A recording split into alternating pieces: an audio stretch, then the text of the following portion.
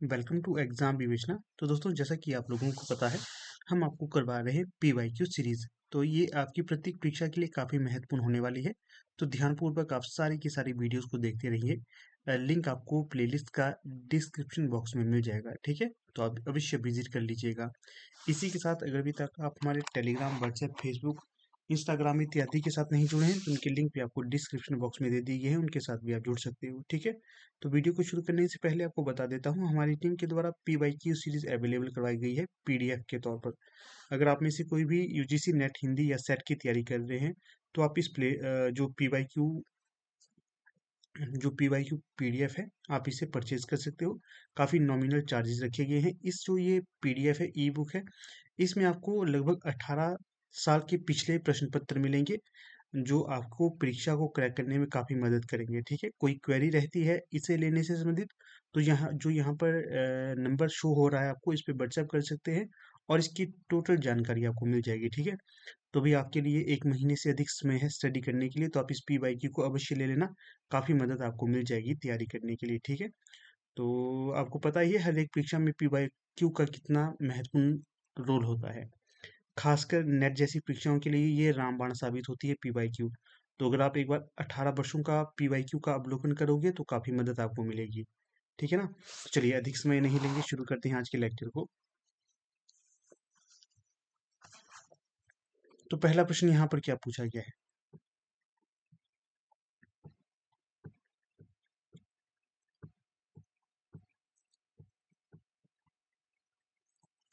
तो पहला प्रश्न यहाँ पर पूछा गया है, हमारे सभ्यता दर्पित शिष्ट समाज का काव्यानंद छिछला और उसका लक्ष्य सस्ता मनोरंजन मात्र रहता है, यह अंश किस रचना से उद्धृत है?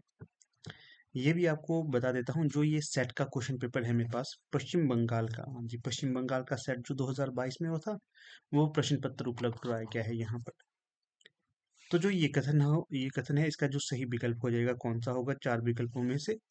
तो वो हो जाएगा ठकुरी बाबा जो रचना है उससे ये कथन लिया गया है, ठीक है। हमारे सभ्यता दर्पित शिष्ट समाज का काव्यानंद छिछला और उसका लक्ष्य सस्ता मनोरंजन मात्र रहता है, ये अंश किस रचना से उद्धृत है? ठकुरी बाबा। अगला प्रश्न है 2। उत्तर उत्तर फाल्गुनी क्या नहीं है? उत्तर फाल्गुनी क्या नहीं है? काल नटिन, उपंग वाद्य, प्राणप्रस्थ या त्रिभंग? तो सही जो विकल्प हो जाएगा, प्राणप्रस्थ नहीं है ये उत्तर फाल्गुनी। बाकी काल नटिन, उपंग वाद्य और त्रिभंग होगा। जो एल्टीटेट वालों के लिए थोड़ा सा स्तर ये काफी हार्ड रहेगा, ठीक है, परंतु आपके लिए भी उतने ही महत्वपूर्ण है जितने अन्य परीक्षाओं के लिए ये महत्वपूर्ण है। अगला प्रश्न देखिए 3। रचना काल के अनुसार हबीब तनवीर के नाटकों का सही क्रम बताइए। हबीब तनवीर के जो नाटक है, इनका सही क्रम बताना है।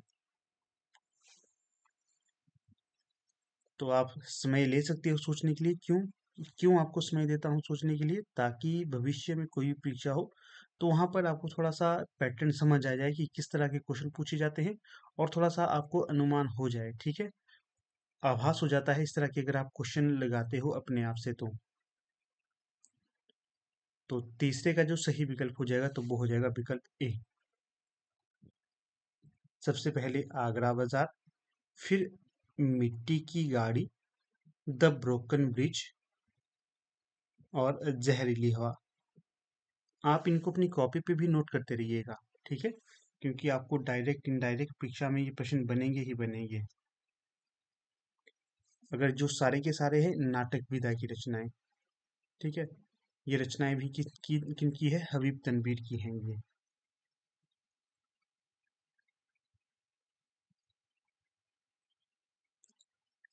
आपको ये लगे हुए भी हैं परीक्षा में, ठीक है ना, हबीब तनवीर जी। तो इसलिए कहता हूँ आपको आराम से आप इन चीज़ों को देखते रहिए, आपको काफ़ी लाभ मिलेगा इनसे।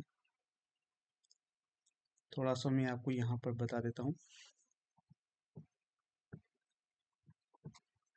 हबीब तनवीर जी के सारे नाटक होंगे ये, ठीक है। प्रकाशन वर्ष भी लिख लेता हूँ ताकि कभी आपसे पूछे जाएंगे तो आप इन्हें ठीक कर लोगे। आगरा बाजार पूछा जाएगा, क्या है इसका प्रकाशन वर्ष? 1954।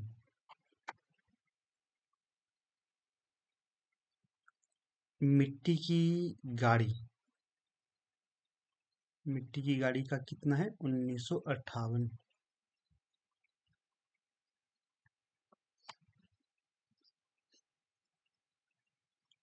द ब्रोकन ब्रिज, इसका क्या प्रकाशन वर्ष रहेगा?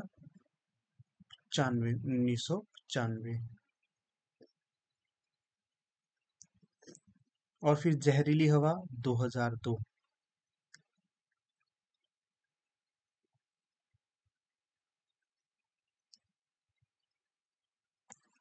तो ये रखना है आपने याद, क्योंकि आपको पूछे जाएंगे परीक्षा में, इसलिए जोर देता हूँ आपको कि ये चीजें आपको याद होनी चाहिए।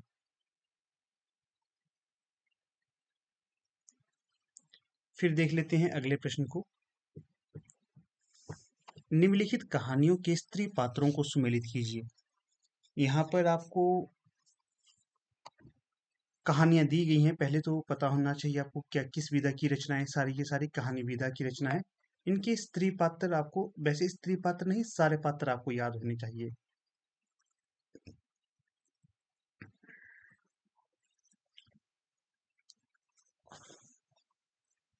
चलिए मिलान कर लेते हैं हम।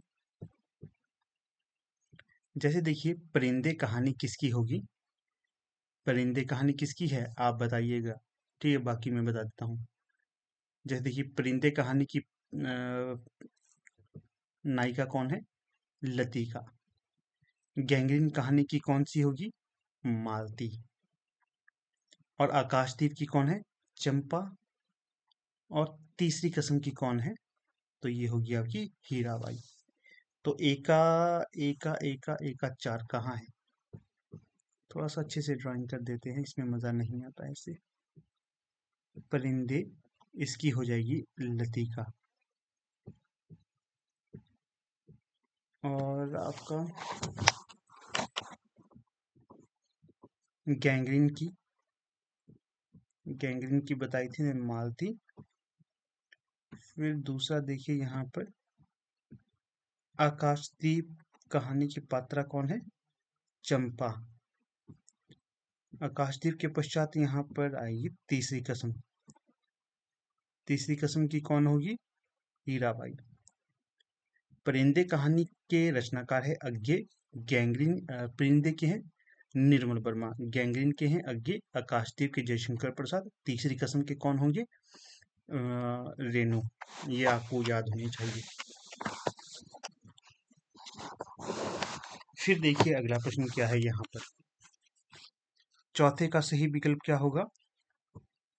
मैंने क्या ट्रिक बताई है, एक का चार कहाँ है? एक का चार दो जगह है, एक तो ये है और दूसरा है ये। फिर क्या बताया था कि आपको, दो का तीन कहाँ है? बी का तीन, बी का तीन, बी का तीन यहाँ पर है। तो ये सही विकल्प हो जाएगा आपका। इस तरह से एलिमिनेट करते जाओगे तो आपको प्रश्न सॉल्व करने मुश्किल नहीं होंगे। अगला प्रश्न क्या है? पांच। गिल, अब तो विश्वास करोगे, जनता निर्जीव नहीं है, जनता सदा मूक भी नहीं रहती। किसकी उक्ति है ये? तो सही जो विकल्प हो जाएगा पांचवे का, तो वो हो जाएगा डी, डॉक्टर प्राणनाथ का कथन होगा ये। किसका है? डॉक्टर प्राणनाथ का। पंक्तियां भी अक्सर परीक्षा में आपसे पूछी जाती हैं।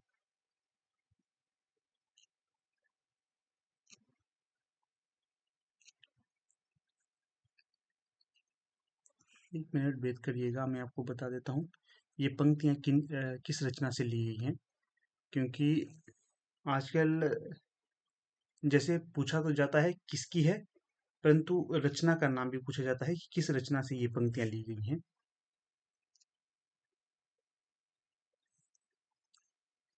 धीरे धीरे जो परीक्षा का स्तर है ना, काफी मुश्किल होता जा रहा है ये।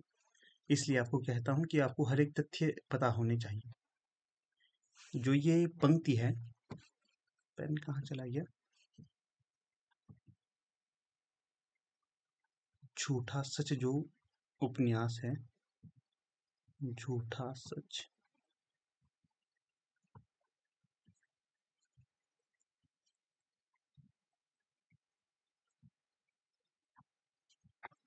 झूठा सच उपन्यास की ये पंक्तियां होंगी।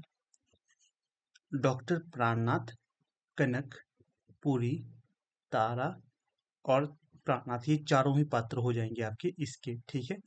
अगर आपसे ये प्रश्न पूछा जाए झूठा सच किसका उपन्यास है, तो ये बताओ। तो ये हो जाएगा यशपाल का उपन्यास, ये भी आपको याद रखना है। फिर देखिए अगला प्रश्न है, खड़ी बोली को किस भाषाविद ने हिंदी देशी हिंदुस्तानी कहा है? खड़ी बोली को किस भाषाविद ने देशी हिंदुस्तानी कहा है?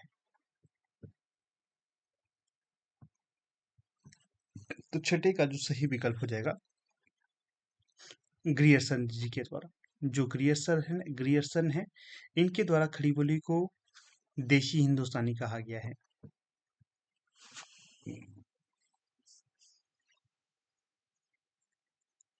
अगला प्रश्न है, आध्यात्मिक रंग के चश्मे आजकल बहुत सस्ते हो गए हैं, उन्हें चढ़ाकर जैसे कुछ लोगों ने गीत गोविंद के पदों को आध्यात्मिक संकेत बताया है, वैसे ही विद्यापति के इन पदों को भी किसका प्रस्तुत कथन होगा? तो जो ये कथन हो जाएगा किसका है? आचार्य रामचंद्र शुक्ल का। सही विकल्प सातवें का सी हो जाएगा। आचार्य रामचंद्र शुक्ल का ये कथन है। हिंदी साहित्य का इतिहास आपके लिए काफी महत्वपूर्ण है, इसलिए पढ़ लेना है आपने ये। अगला प्रश्न है 8, समासयुक्त पदावली की प्रधानता होती है कहाँ पर? समासयुक्त पदावली की प्रधानता कहाँ पर होती है? तो ये होती है ओज गुण में। गुण मुख्यतः माने गए हैं 3, कौन कौन से हैं? ओज गुण, माधुरी गुण और प्रसाद गुण। प्रश्न संख्या 9, इसमें क्या पूछा गया है 9 में? तो यहाँ पर पूछा गया है भारतेंदु युग में पंक्ति किसके द्वारा रचित है? ये हमारो उत्तम भारत देश पंक्ति है। हमारो उत्तम भारत देश, ये पंक्ति कई बार पूछी जा सकती है, किस युग की है? भारतेंदु युग की पंक्ति है, हमारो उत्तम भारत देश। तो ये किसके द्वारा लिखी गई है? राधा चरण गोस्वामी जी के द्वारा। 9वें का सही विकल्प सी। फिर अगला प्रश्न आ गया यहाँ पर 10, इसमें क्या है? पंक्तियों और कवियों को सुमेलित करना है। एक तरफ पंक्ति दी गई है और दूसरी तरफ कवि, तो इनका हमने मिलान करना है। 10वें का जो सही विकल्प होगा तो वो बतलाना है। तो देखिए मिलान कर लेते हैं हम।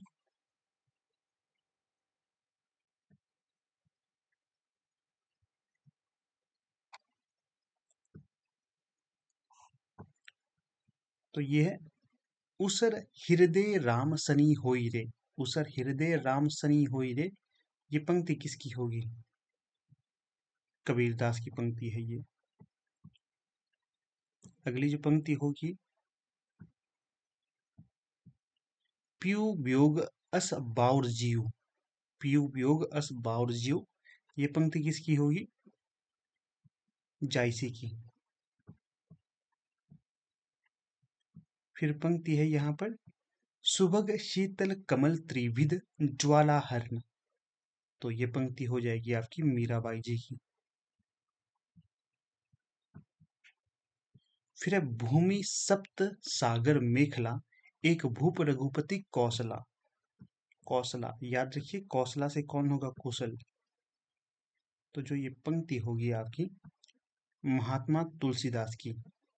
इस प्रकार से देखिए, ए का 2 कहाँ पर है? 2 जगह है, एक तो विकल्प डी में है, दूसरा है विकल्प ए में। बी का 3 कहाँ पर है? बी का 3 विकल्प डी में है, हाँ इसी में है। बाकी ये यहीं पर सही हो जाएगा। ए का सही उत्तर इसका हो जाएगा 4, 10 का 4। अगला प्रश्न देखिए 11, चल चल देता है लाद लाद कर बार बार बंजारा, सब ठाठ धरा रह जाता है घन बस दूर क्षितिज का तारा। यह पंक्तियां अरे यायावर रहेगा याद के किस शीर्षक से संबंधित हैं? पहले तो याद रखिएगा, जो ये पंक्तियां होंगी किस रचना से ली गई हैं? अरे यायावर रहेगा याद, इस रचना से ली गई हैं। इससे भी किस इसके अंतर्गत भी ये किस शीर्षक से संबंधित हैं ये? तो जो 11वें का सही विकल्प हो जाएगा परशुराम से तुरखम, यहाँ से ये पंक्तियां ली गई हैं। और अज्ञे की रचना हो जाएगी। संस्कृति की संग्राहकता की हिमायत करने वाले हैं कौन? संस्कृति की संग्राहकता की हिमायत करने वाले कौन माने जाते हैं? तो ये जो 12वें का सही विकल्प होगा अज्ञे। सच्चिदानंद हीरानंद बादशाह अज्ञे, इनकी पंक्तियां या फिर ये जो इन्होंने बताया ये इसके हिमायत करने वाले हैं। 12 का सही विकल्प बी। भारत दूरदर्शा नाटक में कितने अंक हैं?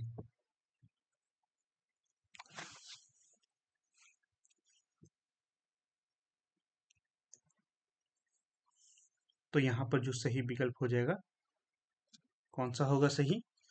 तो 13 का हो जाएगा विकल्प बी।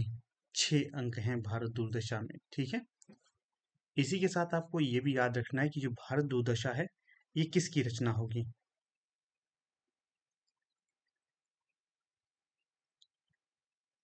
ये हो जाएगी किसकी रचना? भारतेंदु हरिश्चंद्र की।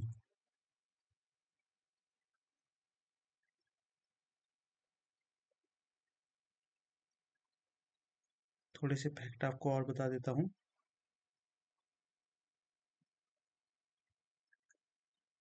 देखिए, कई बार आपसे पूछा जा सकता है कि जो भारत दूरदर्शा नाटक है इसमें, पहले टिक लगा लेता हूँ, विकल्प बी सही है यहाँ पर। भारत दूरदर्शा नाटक में पात्र कौन कौन से हैं? योगी, भारत, भारत भाग्य, आशा, बुद्धिजीवी वर्ग, तो ये प्रमुख पात्र होंगे। इसी के साथ सभापति बंगाली, महाराष्ट्रीय, एडिटर कवि, एक देशी महाशय, दूसरा देशी महाशय, और विलेन में विलन जो होते हैं ना, खलनायक, उसमें कौन कौन है? भारत दूरदेव, निर्लजता, सत्यानाश, फौजदार, रोग, आलस्य, अंधकार, डिसलॉयल्टी, ये होंगे इसके खलनायक।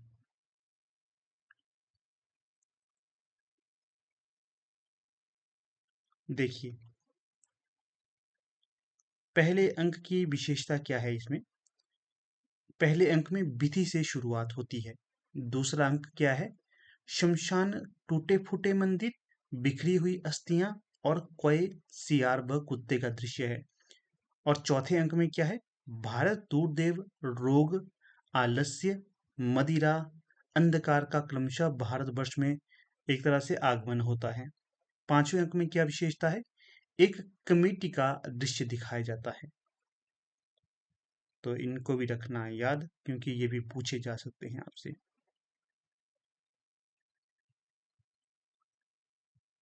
ये देखिए आपका है एक व्यंग्यात्मक, प्रतीकात्मक व्यंग्यात्मक रचना है।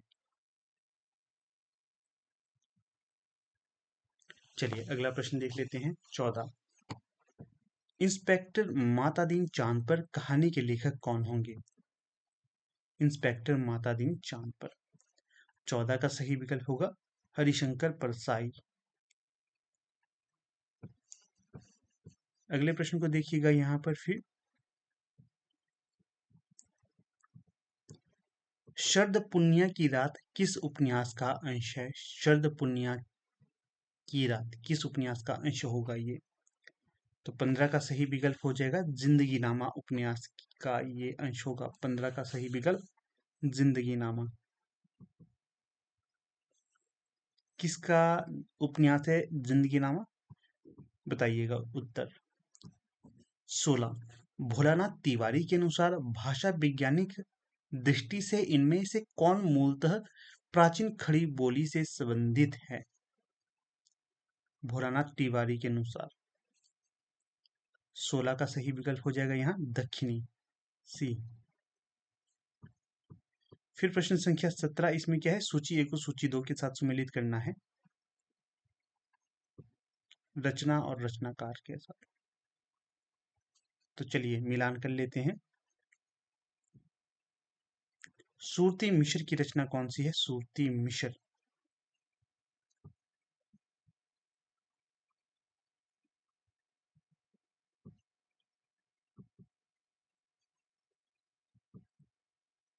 रसगाहक चंद्रिका। और तो आपकी दूसरी रचना कौन सी है? तोश, तोश कवि की। तो उस कवि की हो जाएगी सुधा निधि। और अगली रचना कवि सूदन की रचना कौन सी होगी? सुजान चरित।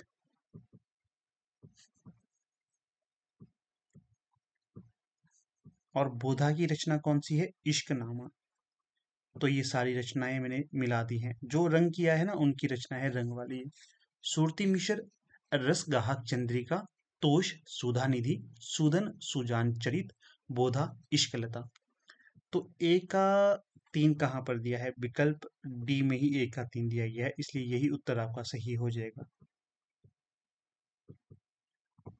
फिर चलिए अगले प्रश्न की तरफ। 18, कला ज्ञान भी है रूप भी है, किसने कहा?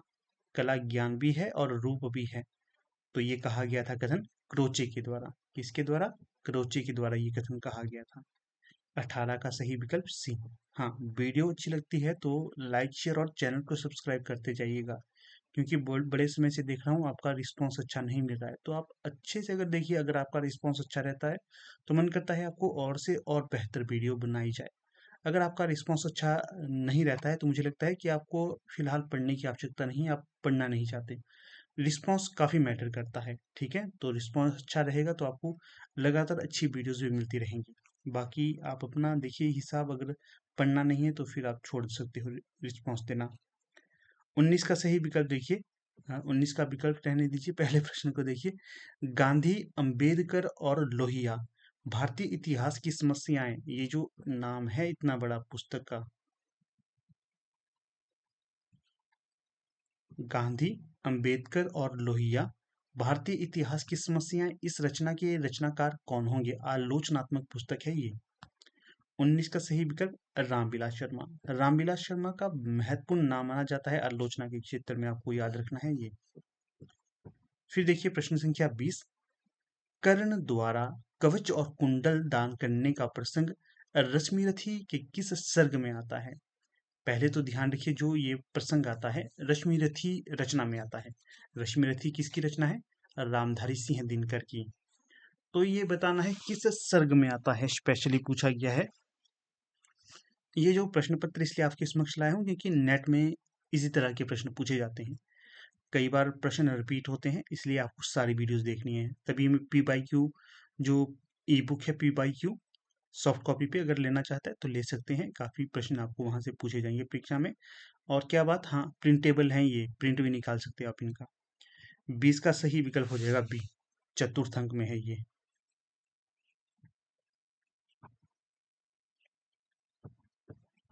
अगला प्रश्न देखिए 21, सभी धर्म स्थान झूठ के अड्डे हैं, धर्म वस्तुतः झूठ की आयु को लंबा करने में बड़ा सहायक है। यह अंश मेरी तिब्बत यात्रा के किस शीर्षक से संबद्ध है? तो सही जो विकल्प होगा 21 का, तो वो हो जाएगा आपका लहासा से उत्तर की ओर। लहासा से उत्तर की ओर, 21 का ए। प्रस्तुत पंक्तियां किससे है? मेरी तिब्बत यात्रा से। फिर देखिए 22, जगत तपोवन सो कियो नामक निबंध संग्रह लिखा है। जगत तपोवन सो कियो, ये निबंध संग्रह है, किसके द्वारा लिखा गया है ये? तो जो 22 का सही विकल्प हो जाएगा, विवेकी राय ने इसे लिखा है। किसने? विवेकी राय ने। फिर है प्रश्न संख्या 23, भारत संघ के राजकीय प्रयोजनों के लिए प्रयुक्त होने वाले अंकों का रूप है, कैसा रूप है? तो जो भारतवर्ष में अंकों का रूप स्वीकार किया जाता है तो वो होगा आपका अंतरराष्ट्रीय स्वरूप, क्योंकि भारत में हम ये वाले रूप को स्वीकार करते हैं, ठीक है? 2-3 जो दिखाई दे रहा है। अगर जो देवनागरी लिपि का वैसा रूप होता तो दो उस वहां पर ऐसे लिखा जाता, 2। 3 कैसा लिखा जाता? 3। 4 कैसा लिखा जाता? 4 ऐसा। ये है वो देवनागरी लिपि का एक, एक ऐसे लिखा जाता है, ठीक है?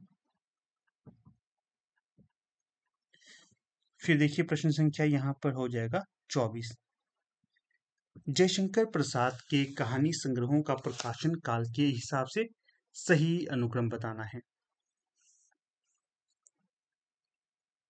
तो थोड़ा सा समय आप सोचने के लिए ले सकते हो।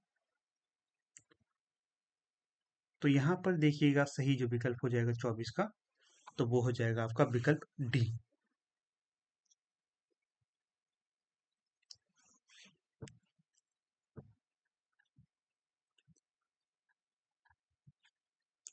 सबसे पहले प्रतिध्वनि, फिर आकाशदीप, इसके पश्चात आंधी, और सबसे अंत में आएगी आपकी इंद्रजाल। अगर मैं आपको प्रकाशन वर्ष बता देता हूँ, लिखवा देता हूँ कि प्रकाशन वर्ष भी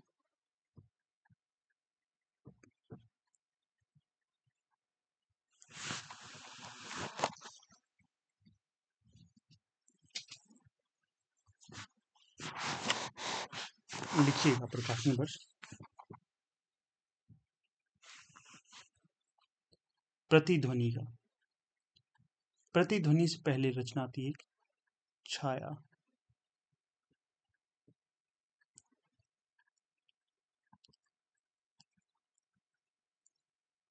जो छाया रचना है इसका होगा 1912।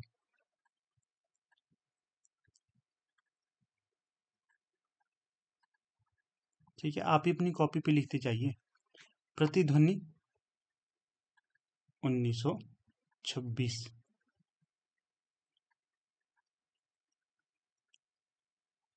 और आकाशदीप 1928। आंधी 1931। इंद्रजाल 1936। ये सारे के सारे कहानी संग्रह किसके होंगे? जयशंकर प्रसाद जी के।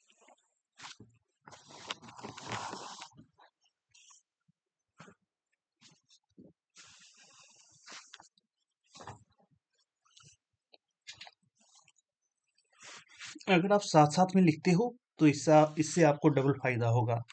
एक तरह से याद तो होता ही जाएगा और साथ में आप अपनी कॉपी पे नोट्स भी तैयार करते जाओगे। तो फिर अगला प्रश्न देख लेते हैं यहाँ पर 25। इसमें क्या पूछा है? 25 में पूछा गया है उपन्यास के साथ उसके पात्रों को सुमेलित करना है। एक तरफ उपन्यास है, दूसरी तरफ पात्र। तो चलिए ये भी कर लेते हैं। उपन्यास है, पहले पात्र देखिए उर्मिला। उर्मिला किस उपन्यास की पात्र है? तो उर्मिला हो जाएगी झूठा सच की। इसके पश्चात है मिट्टी। मिट्टी किस उपन्यास की पात्र है? मिट्टी जिंदगी नामा। और फिर है लक्ष्मी। ये किस उपन्यास की पात्र है? लक्ष्मी मैला आंचल। फिर प्रतापी, ये किस उपन्यास की पात्र है? प्रतापी और काली याद रखना है, ये धरती धनना अपना इस उपन्यास की पात्र है। महिला पात्र है ये उर्मिला, झूठा सच, मिट्टी जिंदगी नामा, लक्ष्मी मैला आंचल और प्रतापी धरती धनना अपना। एक का दो। एक का दो है विकल्प डी में, इसलिए यही सही हो जाएगा। जहां पर अगर आपको एक ही मिल जाए तो उसमें ज्यादा सोचना विचारना नहीं है। फिर है प्रश्न संख्या 26। निम्नलिखित में से कौन सा उच्चारण तंत्र स्थिर उच्चारण तंत्र के अंतर्गत नहीं आता?